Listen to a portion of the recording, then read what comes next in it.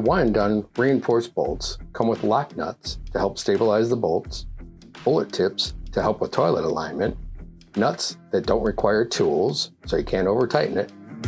We have a diamond saw that allows you to easily trim the bolts to length, and low profile decorative caps. The bullet tip helps align the toilet holes, and the lock nut locks down on the closet collar, prevents it from wiggling around.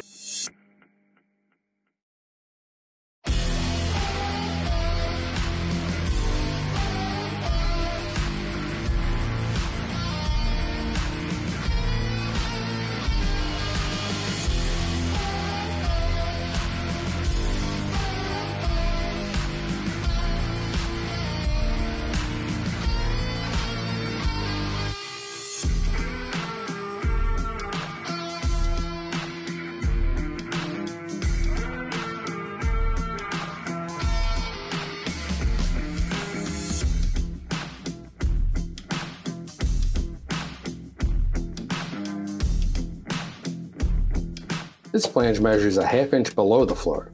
So what that means is you need 2 or 3 seals to make that work. Not with one end done. We have a foam ring that seals off the bottom of the flange. You have these ears that go over the bolts. If you wanted to use your existing bolts, just use the smaller ears.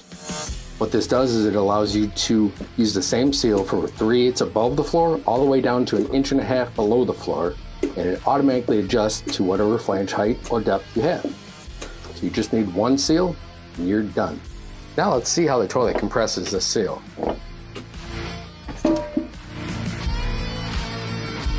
So you can see how those bolts help align the toilet through those small openings.